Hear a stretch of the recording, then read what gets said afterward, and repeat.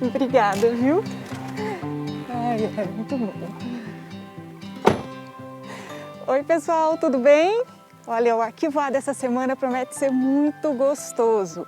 Eu estou aqui em Carmo de Minas, coladinho com São Lourenço, sul de Minas Gerais. Olha só que paisagem linda!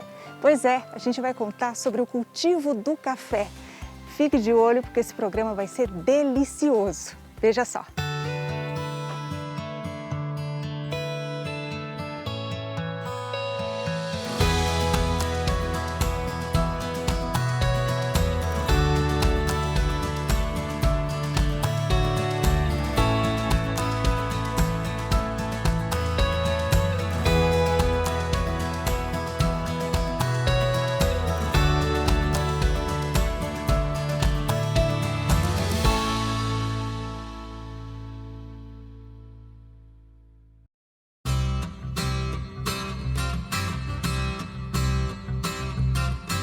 Carmo de Minas é conhecida como a maior produtora de café especial, de cafés especiais, porque existem outros tipos, E a Vanessa, ela conhece tudo aqui, Ela é uma guia especial também, Vanessa? Sim. Tem o plantio, a colheita, a secagem, o processo de beneficiamento.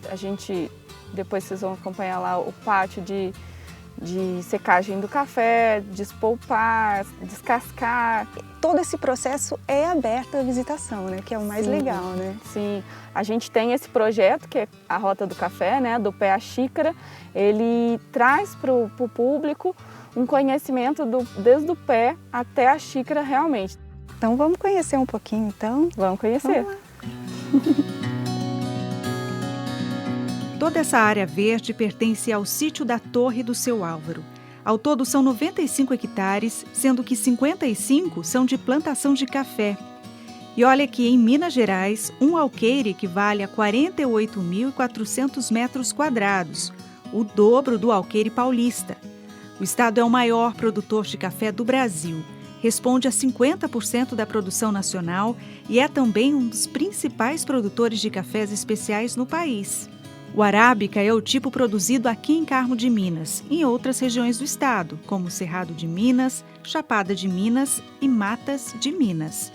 Segundo dados do Ministério da Agricultura, Pecuária e Abastecimento, a cafeicultura brasileira é uma das mais exigentes do mundo no quesito social e ambiental, que se baseia em uma produção sustentável.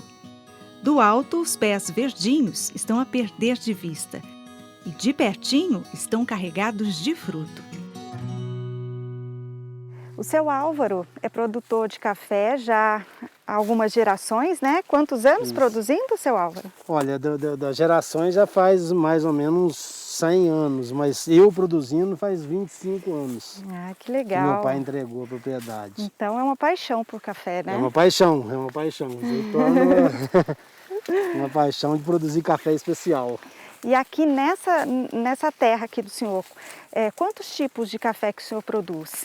Olha, eu tenho aqui o arábica, e no arábica, só o arábica. E as variedades eu tenho hoje 8 variedades de café. Tá? Que são variedades diferentes, que cada terreno a gente procura adaptar uma lavoura, ter uma maturação mais tardia ou mais cedo. Então cada lavoura a gente vai adaptando para um tipo de solo. Esse tamanho que ele está é o máximo que ele chega? Não, ele ainda cresce bastante. Essa lavoura ela foi plantada em 2018, então ela está com 3 anos e meio. Essa é a segunda safra dela, já deu uma safra com 2 anos e meio, essa é a segunda safra. É um geisha, aí ele já está aqui, a gente vai começar uma colheita seletiva nele, colhendo todo esse café maduro e alguns verdes que tiver. Alguns pés ainda estão verdes, a gente deixa para colher mais tarde. Agora essa árvore já dá para a gente colher. Olha que coisa linda! Fazendo uma seletiva só. E essa é a cor dele mesmo, Essa é a a cor massa. dele mesmo. Essa já é a cor dele. Não, e a gente olhando assim dá vontade de tirar e comer. Dá, e é uma delícia. Tem açúcar. Olha, é muito bom, muito gostoso. Muito gostoso, muito lindo. Eu ia falar muito gostoso, eu vou experimentar. Posso tirar Pode tirar um e experimentar. Posso? Eu vou experimentar, gente. E é tão diferente de olhar no pé, né, gente? E é um gosto totalmente, imagino que deva ser um gosto diferente, gente. Vou tirar a máscara só para eu experimentar aqui, limpar um pouquinho.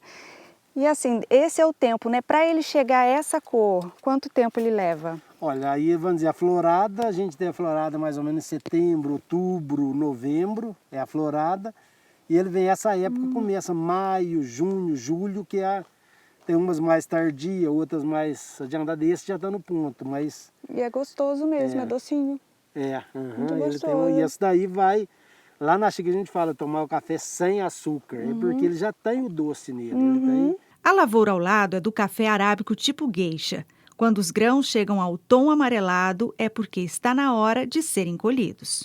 Tudo à mão, 100% da colheita nossa é manual, não entra máquina, e sempre colhendo seletivo os grãos maduros, que é o jeito que a gente tem de fazer um café especial. Se eu colher esse café, por exemplo, aqui, se eu fizer uma colheita desse café aqui, ó, ele vai dar uma variedade péssima, uma qualidade péssima, muito ruim. Então eu tenho que esperar, vai colhendo lá. E aquele ali tá bonito, ó. Esse já daria para mim ir colhendo uma parte dele. Tá? Entendi. Mas eu espero ficar mais maduro ainda. Mais amarelinho. É época de colheita.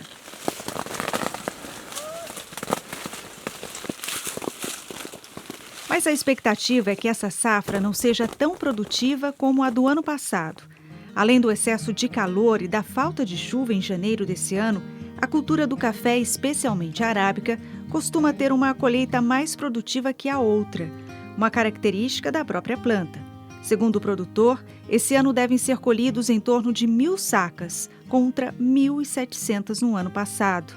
O café que nasce aqui nas terras do seu Álvaro é exportado para 4 países. Por isso, cada etapa da produção é importantíssima. Os grãos de café colhidos seguem para a secagem, nesse pátio de concreto. Até parece um tapete. A gente passa primeiro pelo lavador, que ele separa o maduro do boia, que seria o seco, já passou de maduro. A gente passa no lavador, faz a separação, ele vem, cereja é feito um lote e o boia, que seriam os mais secos, outro lote. E aqui a gente faz a separação e conduz ele separado por causa de qualidade. E aí eles ficam aqui tomando sol para secar, né? Isso, quanto tempo eles ficam aqui? Olha, um café natural desses vai ficar em torno de 20 a 22 dias. Se o tempo correr bem, sol, é mais ou menos essa faixa, 20 a 22 dias no terreiro. Se o tempo vira e que às vezes precisa, vai vir uma chuva, a gente leva eles para secadores mecânicos, tá? Que aí é com fogo de palha, a gente queima palha, para uma seca mais rápida. Mas a gente faz a opção de fazer no terreiro. Tá? E temos o terreiro suspenso também, que é outro método de secagem também. Nesse tempo de secagem, os grãos precisam ser mexidos a todo tempo, antes de seguirem para as cooperativas e para as torradoras, como essa em São Lourenço, cidade vizinha a Carmo de Minas. A torrefadora Unique compra grãos especiais de café direto dos produtores e torra.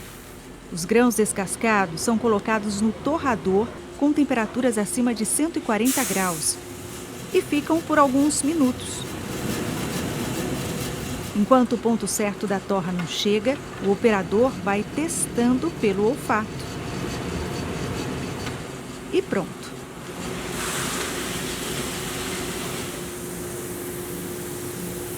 Depois o grão é resfriado, selecionado e ensacado, até chegar à xícara, quentinho.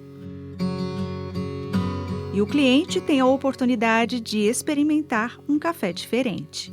O café especial ele tem atributo. O café de baixa qualidade ele é muito ligado ao amargor, né? Aquela coisa do enfrentamento. Já o café especial ele traz prazer. Então ele tem corpo, doçura, acidez, ele tem um sabor residual, ele tem notas mais complexas, muitas vezes florais, cítricas. Então a ideia do café especial é essa, que você possa combater o amargor proveniente da cafeína através dos próprios atributos do café. Muitas vezes é doçura, é caramelo, é o floral, enfim, são vários atributos que o próprio café tem. Com a rota do café, a experiência é completa. O turista visita a plantação e aprende como tudo acontece.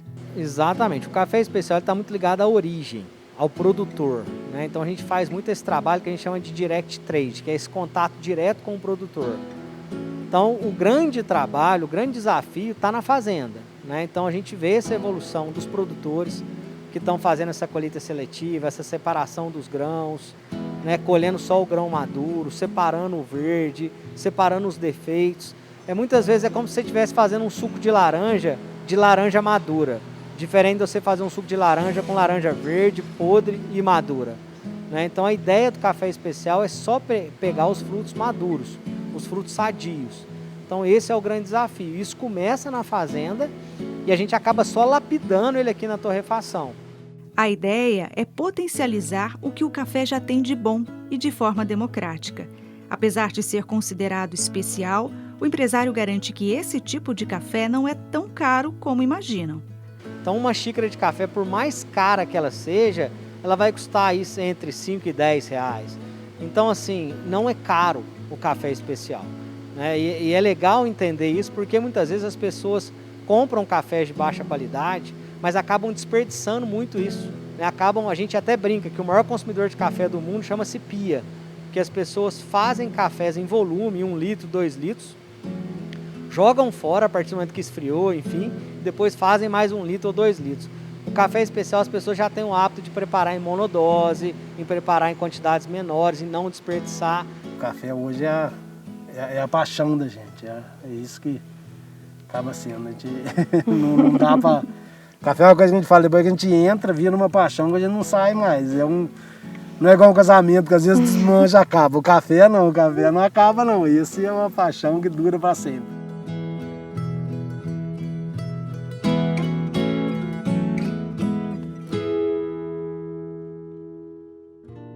A 167 quilômetros de São Lourenço está a cidade de Cunha, no Vale do Paraíba, em São Paulo.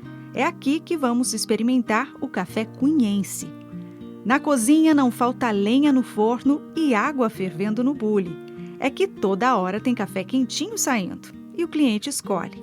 Quem não tem pressa, experimenta o café do coador de pano. Para essas 3 colheres é 1 litro de água. Aí pode variar, às vezes a pessoa vai fazer mais, aí tem que aumentar a proporcional, né? Fica gostoso? Fica gostoso, é um café gostoso. Para quem gosta de um café forte, um café da roça assim, é o café ideal. A outra opção é o café expresso. Ali no café do coador o café já está moído, já está torrado e tudo. Agora aqui a diferença é que vai o café em grão ainda e a moagem acontece no momento. Você seleciona ali a xícara maior ou menor e vai moer o café e passar na hora. Então aí a gente coloca aqui.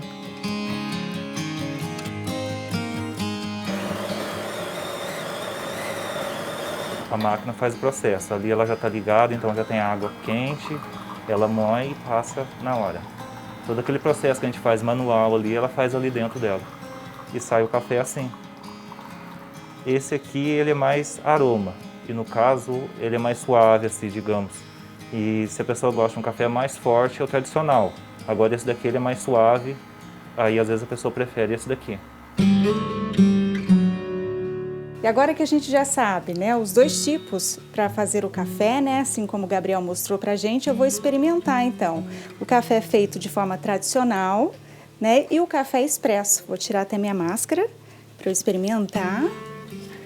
Então vamos lá, eu vou primeiro então pro expresso. Eu feito à máquina, com o grão, né, moído na hora. Vamos lá.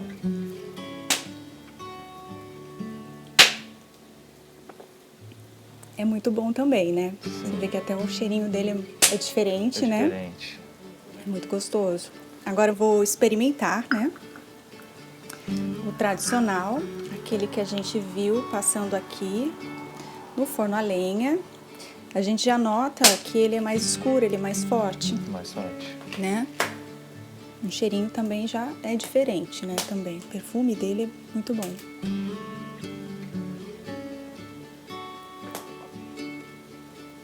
Mais forte também, sim, né? É muito gostoso. Olha, difícil imaginar gente que não gosta de café, não é? Não, e eu fico imaginando, né? A vida corrida hoje, sempre tem alguém em casa que tem uma máquina, né? Sim. Mais simples, mas aquela que facilita a vida, né? Agilidade. Eu vou sair para trabalhar, passo um café rapidinho lá na máquina, aperto o botão e saio, então volto do trabalho, né? Passo um cafezinho rápido. Isso facilita a vida e acho que as pessoas chegam aqui e têm essa vontade de tomar um cafezinho passado, né, que a gente fala, né? É isso mesmo que você acompanha aqui? Sim, normalmente o pessoal sai da correria da cidade grande, como aqui é caminho para a praia, o pessoal vai passear, vai para a montanha, chega aqui e sempre pede o café tradicional, o café de coador. E é o que o que sai mais aqui, o que a gente faz mais. E eles acompanham fazer tudo aqui? Normalmente, dependendo do horário, eu acompanho. Quando chega na hora, assim, alguns tiram foto, gostam de vir ver o fogão a lenha também, né? E assim, você, né? Você toma café? Sim, tomo. Tem essa tradição em casa. Como que é o café da sua casa? Normalmente, o café de casa é como o que eu preparei aqui, o café de coador. E o café expresso, assim, eu fui ter contato quando eu vim trabalhar aqui. Que aí, normalmente, serve os 2 tipos de café, que eu fui experimentar o expresso. E qual tipo você gosta mais? Eu prefiro o tradicional, embora os 2 sejam bons. E tem alguma mania dentro da sua casa, algum jeito especial que você gosta? Às vezes tem gente que põe canela também no café, ou não põe açúcar, põe outro tipo, né? Às vezes até o açúcar mascavo, tem vários tipos, né? Do jeito que você gosta, qual é? Eu prefiro adoçado. Tem o pessoal que passa, deixa sem açúcar, coloca na hora, mas em casa, quando fazemos, já é adoçado.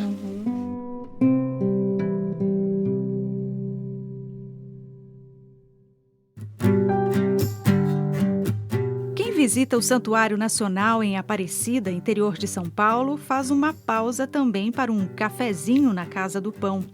O sabor do café Padroeira é mineiro. São 8 anos de produção. Ele vem de uma fazenda do interior do sul de Minas, super conceituada no ramo de café. A torra dele é 100% arábica, mas você tem notas de caramelo e chocolate.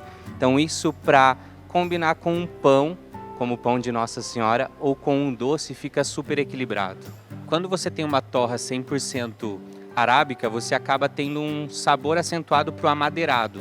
A nota de caramelo e chocolate, se você não utilizar açúcar nele, você sente no finzinho do café. Aquele último golinho, você pega na parte de cima da língua.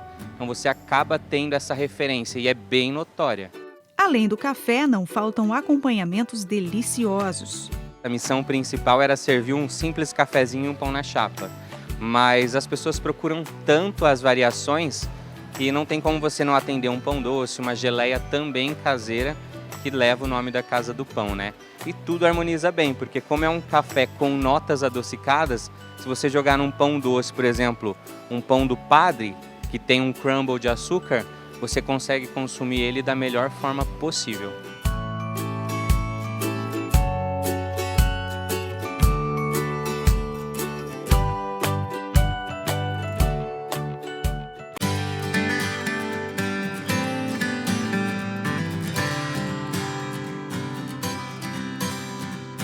O Brasil é o primeiro produtor e o segundo consumidor de café. É o que mostra a Associação Brasileira da Indústria de Café, a ABIC. E não podia ser diferente. O café está presente na mesa de muitas famílias e não falta, inclusive, nesse momento de pandemia. E os nossos associados começaram a entender que era o momento de oferecer bebidas ainda melhores. Então nós tivemos um crescimento muito grande de busca por melhores selos e para que a gente pudesse estar entendendo que valia a pena colocar naquelas bebidas os selos de qualidade. E isso foi para o supermercado. E o consumidor, por sua vez, começou a entender que aquele cafezinho que era tomado na empresa, aquele cafezinho que era tomado na cafeteria, que naquele momento não podia ser levado para casa. Além do brasileiro, quem consome o nosso café são os Estados Unidos, a Bélgica, a Itália, a Ásia, o Japão e a Coreia, além da Colômbia e do México. Ainda assim, para esse ano, a expectativa dos especialistas em café é de uma safra menor, de 47 milhões contra 63 milhões de sacas da safra anterior. Segundo Inácio Celírio, executivo da Associação Brasileira da Indústria do Café, a contrapartida é o crescimento do consumo por causa da valorização da qualidade do produto. É que com o selo de pureza do grão que fica aqui no Brasil, melhorou a oferta da variedade do produto. E ainda comprovou que nem todos os cafés são iguais. Cada um tem um teor, sabor e especificidade. Não é porque a população aumentou que a gente aumentou o consumo do café. De fato, a população aumentou, mas individualmente nós aumentamos o consumo do brasileiro. Então, como qualidade, as pessoas bebem mais café. Outro fator positivo dos selos de qualidade foi o fortalecimento dos cafés gourmets, que ganharam mais espaço nas cafeterias, nas lojas e na casa dos consumidores. O supermercado, alguns anos atrás, eu digo aí 10 anos atrás, ele ficava com aqueles cafés que a gente chama de café do dia a dia, né? Que fica muito no tradicional e no extra forte. O supermercado entendeu que com o valor agregado e com essas novas entrantes de consumidor, ele poderia estar sim oferecendo esses cafés que a gente chama de gourmet e de superior. Esses cafés, eles estão nas prateleiras também de alguns supermercados, principalmente os maiores supermercados, para justamente oferecer essa nova experiência para quem já está acostumado a tomar café. O que também conquistou o coração dos apaixonados por café foram as cápsulas de alumínio. O motivo? A praticidade de ter em casa doses com sabores e teores diferentes. Foi fantástica, né? Porque é uma tecnologia maravilhosa que você pode ter com uma praticidade absurda, excelentes cafés de intensidade. A Associação Brasileira de Café também percebeu o surgimento de um novo perfil da indústria produtora de café no Brasil em 2020. 82% do setor é composto por micro e pequenas empresas e 70% delas com administração exclusivamente familiar. E a gente entende que é um público muito jovem que está assumindo já com um conceito bem bacana de sustentabilidade, bem bacana de qualidade e fazendo com que essa experiência não seja simplesmente automática, e sim seja qualificada, né? Então, o que está chegando no mercado é realmente uma grande possibilidade dessa nova geração experimentar mais cafés. O Elcio Júnior, de São Lourenço, Minas Gerais, faz parte dessa geração. Ele é um dos fundadores da torrefadora de café Unique. Eu, na realidade, junto com o meu irmão, enfim, a gente teve a ideia de ir para esse lado da torra, né? A minha família segue na produção e a gente acaba torrando esses cafés, não só os cafés, parte dos cafés da nossa família, como também a gente tem vários outros produtores da região, parceiros, que fornecem cafés para a Unique. Então a ideia é manter esses cafés especiais no mercado interno, que até pouco tempo atrás todos esses cafés eram exportados. Pouca coisa boa ficava no Brasil. Então o grande desafio da Unique é torrar bons cafés e manter no mercado interno. Quem também fez do café um projeto de vida é a empresária Vanessa Vilela. Trabalhar com o café é uma herança de família, mas ela descobriu um outro benefício desse fruto: produtos de beleza. Nós começamos com 7 produtos em linha, hoje já são mais de 150 itens que trabalham todo esse universo do café. Nós temos, por exemplo, uma linha que recebeu o Prêmio Nacional de Inovação, que é uma linha com flor de café. Não sei se você conhece aí ou teve a oportunidade de ver o cafezal florido. Ele exala um aroma assim que é delicioso, só que essa florzinha, ela fica aberta e permanece ali por 24 horas, né, a 48 horas. Então, uma logística até bem complexa. Nós colhemos essa florzinha do cafezal e desenvolvemos uma linha ambiente, uma linha de perfumes com essa matéria-prima.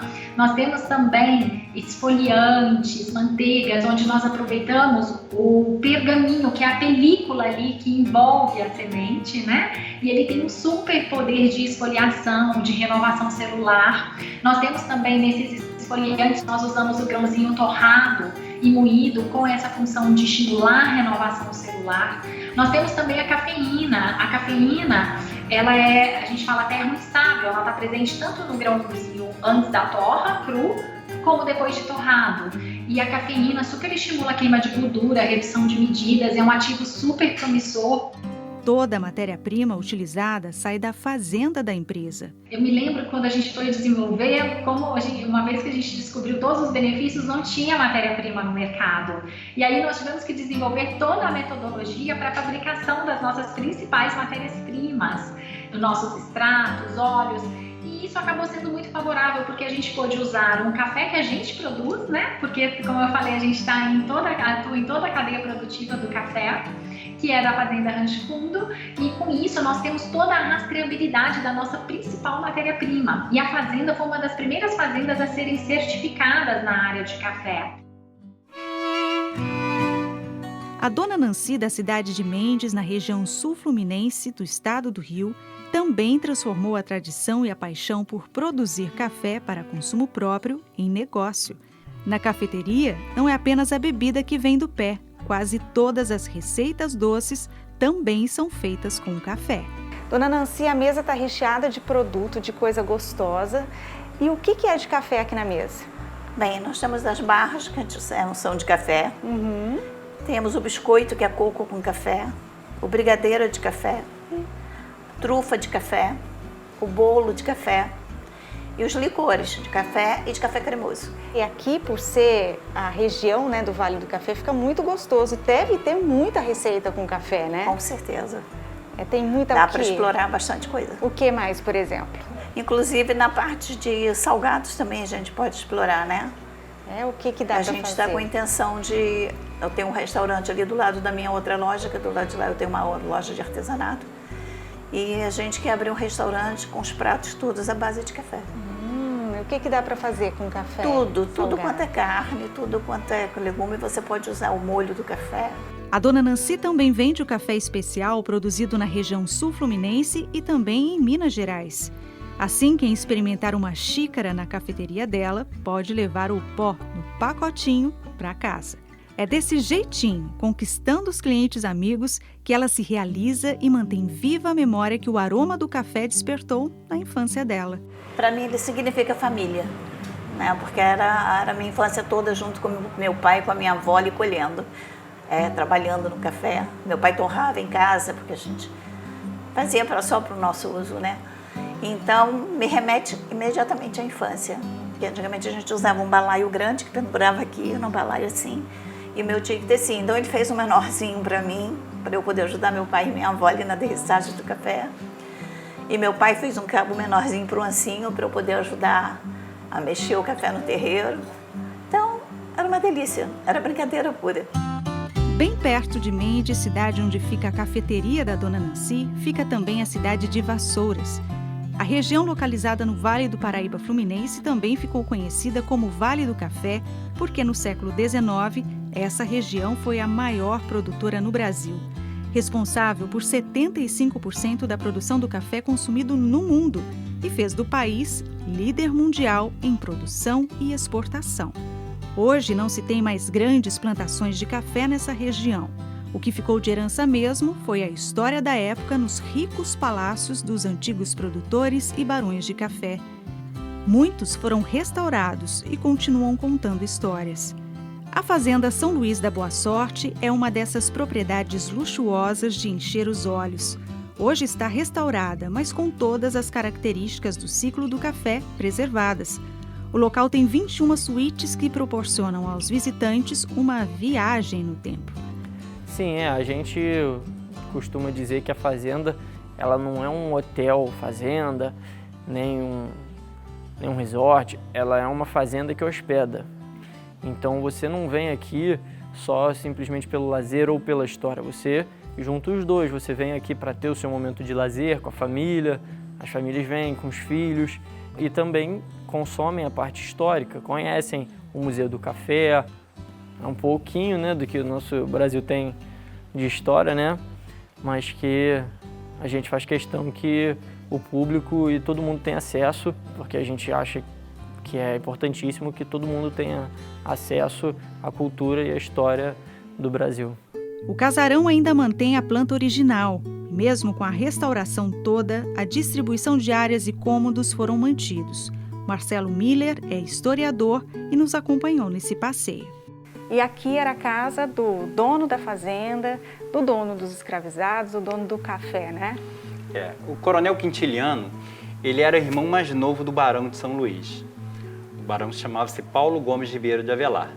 O coronel, ele dentro de um contexto pensado pelo barão, seria ele o negociante. O coronel, em 1842, ele compra a fazenda São Luís.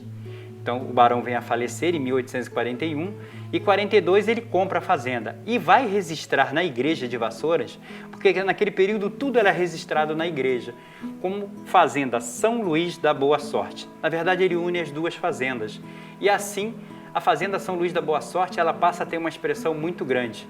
A fazenda que era do barão vira a fazenda do coronel Quintiliano, um dos maiores comerciantes de café daqui da nossa região. Na casa foram mantidas também o local onde as filhas do barão tomavam o sol, conhecido como átrio, a copa e a cozinha com mesas longas e forno a lenha. Além dos cômodos, saletas e capela, todos os cantos do casarão têm a cara do século XIX. E dentro da Fazenda São Luís da Boa Sorte foi criado um museu para contar a história do café.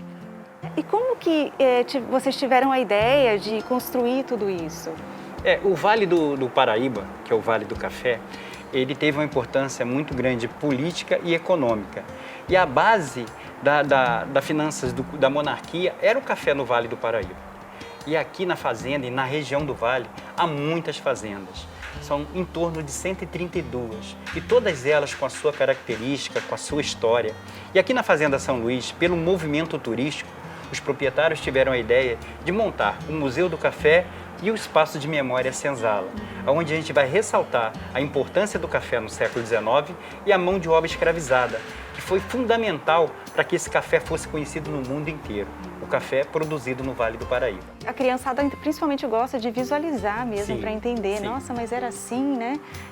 Isso é muito legal mesmo, voltar à história que é nossa, né? Claro.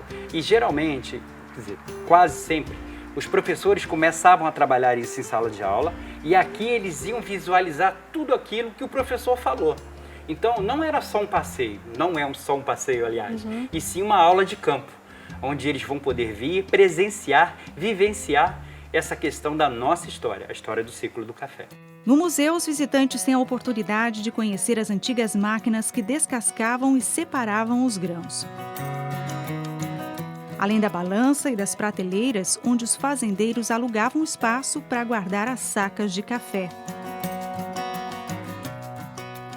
E aqui seriam as fases do café, né? Essa aqui, por exemplo, Sim, né? É a primeira? Camila, essa fase é a fase do coco. O café ele é retirado do pé de café, colocado no terreiro e vai fazer a secagem. Ele vai ficar dessa forma, conhecido o café em coco.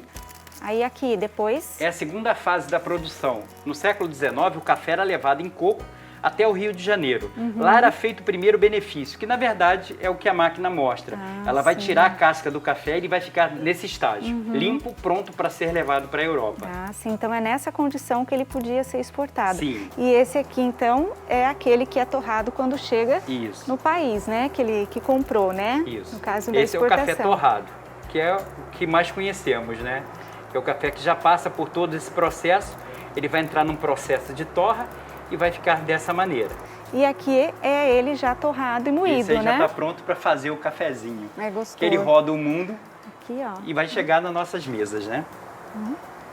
E a criançada, quando olha isso tudo, o que elas falam? Eles ficam maravilhados. Até porque a ideia é que eles coloquem a mão no café mesmo, como você está fazendo, para eles poderem conhecer. É difícil não ser criança essa hora, né? Verdade. Uma curiosidade da época.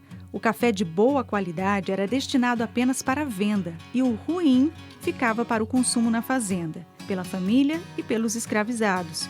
Era torrado e moído em casa mesmo. Essa outra máquina é da década de 40, que fazia a moenda do café. E essa outra, com reservatório, fazia o café, bem parecida com as máquinas que hoje a gente encontra nas padarias. E assim, sai também um cafezinho fresquinho na hora, muito bem feito. Nossa, imagina quantos litros de café dá para fazer nessa bastante. máquina. Tô precisando de uma dessa lá em casa.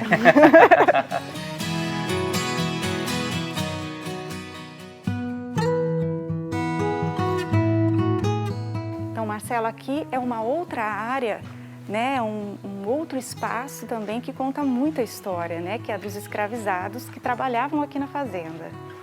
Sim, o coronel Quintiliano, no auge do ciclo do café, ele teve em torno de 383 escravizados.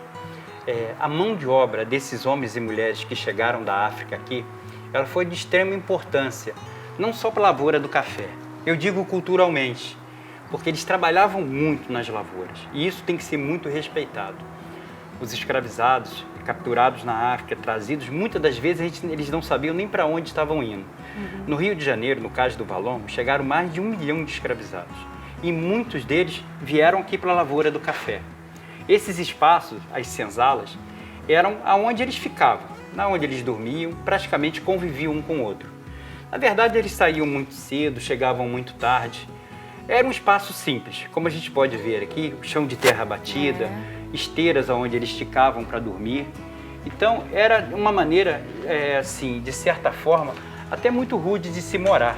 A história dos escravizados, ela tem que ser contada, justamente porque o café não ia sobreviver no Vale do Paraíba se não tivesse essa mão de obra, entendeu? A riqueza do Brasil passou pelas mãos desses homens e mulheres que chegaram por aqui para trabalhar nas lavouras do café. Então, a gente não fala só dos barões, a gente vai falar dessas pessoas importantes que aqui vieram viver, vieram cuidar das lavouras e trazer sua cultura, porque o africano que chega ao Brasil, ele deixa uma marca muito forte.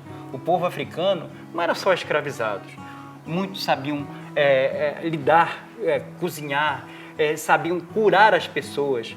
Muito da medicina alternativa, ela sai da África. Então, reis, rainhas, príncipes chegaram ao Brasil para trabalhar, não só nas lavouras, como na corte no Rio de Janeiro.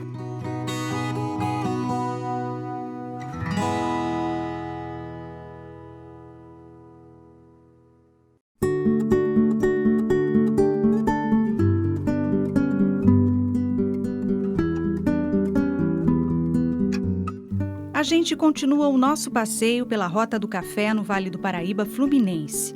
A próxima parada é a Fazenda Cachoeira Grande, em Vassouras, do Barão do Café, Francisco José Teixeira Leite. Hoje a fazenda pertence à família do Ricardo Vergara Caffarelli. Todo o local precisou ser reconstruído e a casa também foi restaurada. A nossa história ela começa aqui no ano de 1987, foi o ano que meu pai adquiriu a fazenda Cachoeira Grande. Uma fazenda que estava há 30 anos de total abandono. Infelizmente nós tivemos aqui um trabalho de recuperação muito difícil para se recompor toda uma casa, todo o seu mobiliário, recomposição de peças antigas, madeiras que foram retiradas de construções que estavam em demolição, pedras também, tudo para se colocar o mais autêntico possível a uma casa, adaptando uma casa do século XIX ao conforto do usuário do século XXI. Mas a descoberta da identidade da Fazenda Cachoeira Grande aconteceu por curiosidade e o conhecimento da real importância histórica do local surgiu aos poucos. A Fazenda Cachoeira Grande tem a sua data aproximada entre 1820 e 1830. É uma fazenda antiga. E por que eu falo essa década toda? Porque essa fazenda ela foi dada como dote de casamento a um rapazinho de apenas bem jovem. Na época ele chegou aqui na região com 16 anos, ele casou com 20, que era o Francisco José Teixeira Leite. Esse nome Teixeira Leite, sobrenome, vocês vão ouvir muito em Vassouras, foi uma família muito importante. Esse rapazinho vem já com mais idade ganhar o título de Barão de Vassouras. E com a chegada do café à região de Vassouras, o interesse em cultivar a planta, não apenas para o consumo, ganhou força. Com isso, Vassouras deixou de ser uma vila e sofreu a influência da riqueza gerada pela venda do café. Ele comprava café e revendia. Então ele fica realmente muito rico com essa composição de negócios. Para vocês terem só uma noção, quando se dá o inventário, o falecimento dele com 80 anos, aqui a Fazenda Cachoeira Grande ela representa apenas 16% do total do patrimônio dele. A casa da Fazenda Cachoeira Grande hoje é ocupada pela família do Ricardo, que contratou um arquiteto especialista no século XIX para reproduzir as características da época. Olha, a casa a gente chegou aqui, ela era um Frankenstein, Ela tinha um pedaço que tinha janela persiana de madeira, tinha pedaço que não tinha pedaço que não tinha janela nenhuma, faltava tudo, Faltava pedaço da casa praticamente, tinha sido feito enxertos, Então a gente conseguiu voltar ao máximo possível ao que era realmente a planta original da casa. O que nós estamos fazendo é incentivar os produtores de café, das fazendas históricas, né, a estar produzindo café. Porque o turista, quando ele vem conhecer o Vale do Café, ele quer conhecer uma experiência, né, de degustar, né, de conhecer o café aqui da região. Recentemente, nós criamos um projeto chamado Caminhos do Café, onde o turista ele chega na estação ferroviária, onde nós temos lá o centro de atendimento ao turista, ele recebe um folder e ele vai conhecer uma chácara onde tem o plantio do café, ele vai conhecer essa experiência do plantio, da colheita e toda a informação sobre o café no local. E depois ele se dirige até uma escola do café. Vassouras, ela tem a primeira escola do café do estado do Rio de Janeiro. E lá nessa escola do café, o turista vai conhecer lá a parte de torra, degustação, toda a informação sobre o café. Com a abolição dos escravos e a proclamação da República, a região deixou de ser interessante e o Vale do Paraíba Fluminense entrou em crise. Foi o fim de uma era de luxo patrocinada pelos barões do café e pelas fazendas do café que foram abandonadas. Hoje, a vontade de retomar a plantação de café na região é muito grande. São, hoje em dia, propriedades com plantações, né, numa escala pequena. Mas o pequeno não quer dizer ruim, pelo contrário, você pode trabalhar na qualidade do produto. Então, já foram feitas algumas iniciativas, temos pelo menos umas 6 fazendas aqui na região que voltaram a plantar café, mas um café de uma categoria superior, um café especial, né? Aqui na Cachoeira Grande a gente tem uma ideia, quem sabe, de começar a voltar a plantar um pouco de café também, né?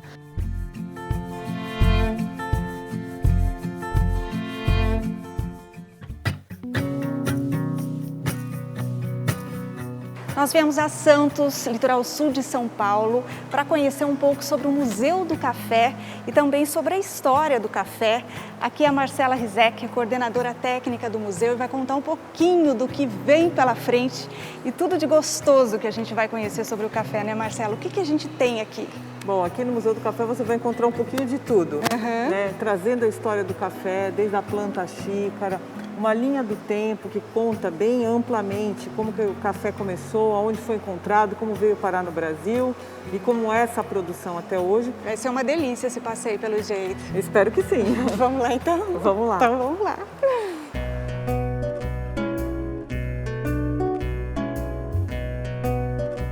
Esse prédio aqui é muito bonito, né? Em que ano que ele foi construído? Ele foi exclusivamente pro café mesmo? Isso, a gente está dentro do edifício da antiga Bolsa Oficial de Café. Ele foi inaugurado em 1922, no centenário da independência, então assim, a importância realmente que tinha esse edifício como monumento ao café. E aí as comercializações todas aconteciam aqui dentro. Então todo esse prédio ele foi pensado realmente para trazer essa questão da identidade paulista, que naquele momento era uma questão de reafirmação da história do paulista. Então você encontra vários elementos, por exemplo, ramos de café pelo edifício inteiro, né, fazendo esse ornamento, assim como obras de arte, como as obras de arte de Benedito Calixto, que contam um pouco da história de Santos, e o próprio vitral que foi desenhado por ele e confeccionado pela Casa Conrado, que conta um pouco da história do café mesmo. Então, a agricultura, o comércio e até uma lenda, que é a lenda da Mãe d'Água.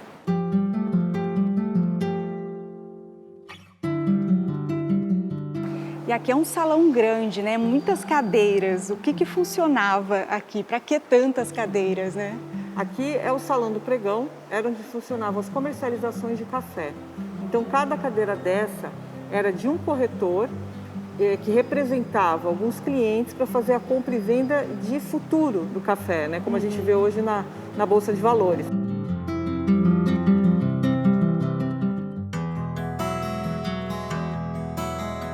Marcela, e essa parte aqui é o que o pessoal usava mesmo para poder plantar, para colher, né?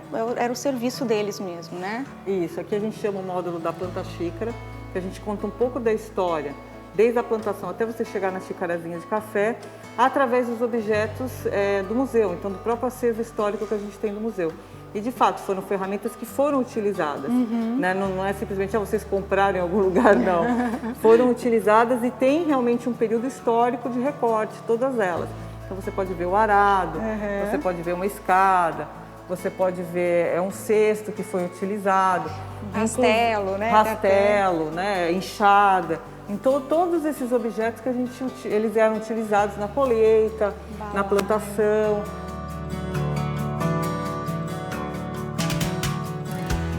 Então essas são as plantinhas que as crianças se encantam quando encontram, porque de certo não tem em mente que vem de um pé, né? Vem de uma plantinha o café.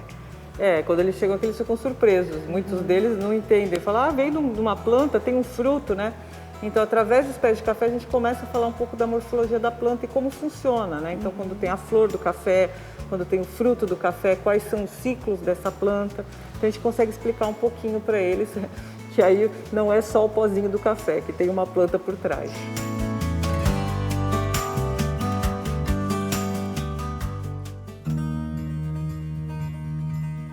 E nesse ponto aqui do museu é onde a gente aprende a história, né, do caminho que o café fez pelo mundo até chegar no Brasil. É isso mesmo, Marcela? Isso, é um pouco da história do café resumida numa linha do tempo, que é muito difícil, né? Mas a gente tenta apresentar amplamente para o visitante todos esses períodos. Então, por exemplo, como o café surgiu? A gente não tem a data exata, tem estudos, né, feitos sobre o assunto, então a gente acredita que por volta do século 500, na África do Norte, ali na Etiópia, surge a ideia de utilizar esse fruto como bebida. E dali ele se expande para o resto das Arábias. Também como ele foi para o resto do mundo. Então, no caso, como que ele foi para a Europa, como ele veio parar no Brasil.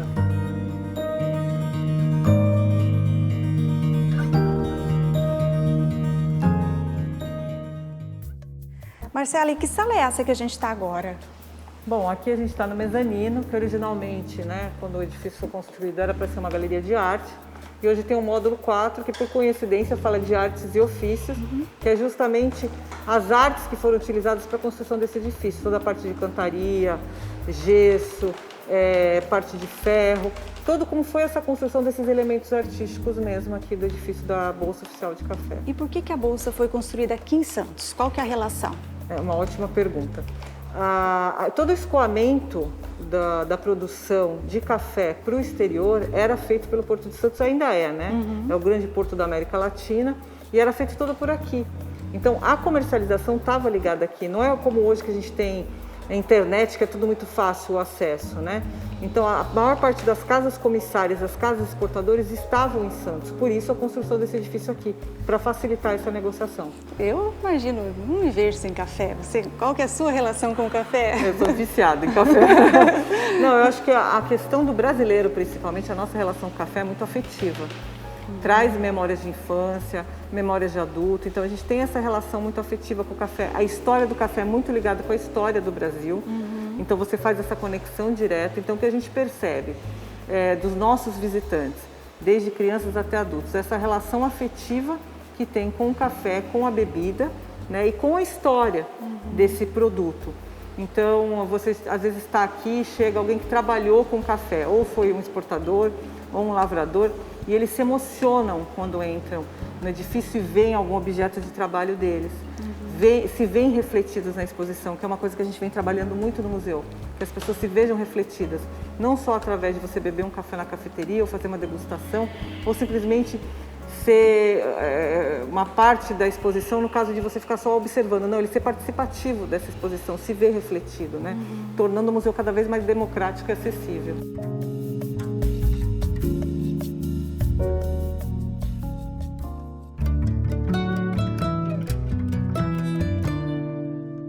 A gente já aprendeu como acontece o plantio do café, também como acontece a colheita, principalmente a seletiva, para que o café tenha um teor especial.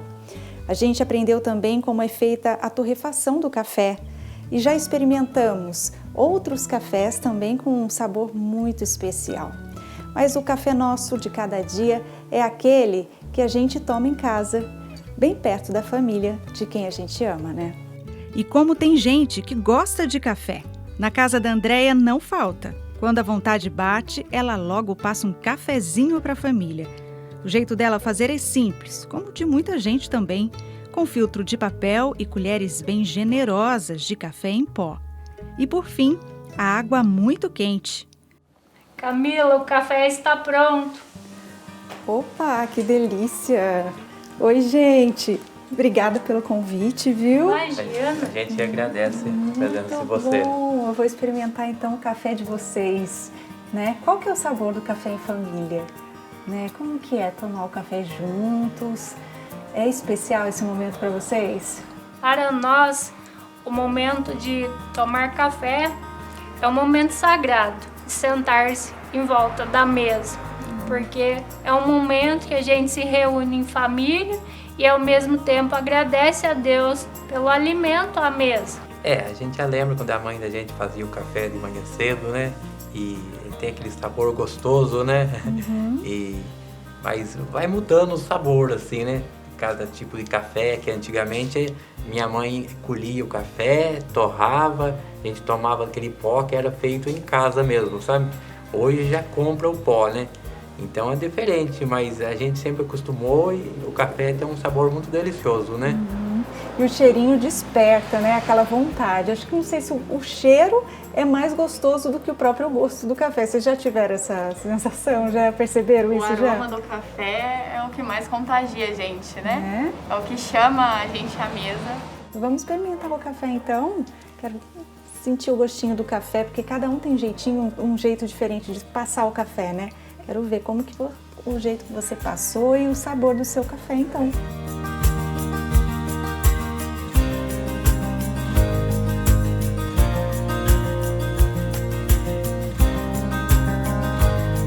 Eu acho que é um momento especial, né? Você degustar um café com pessoas que você ama.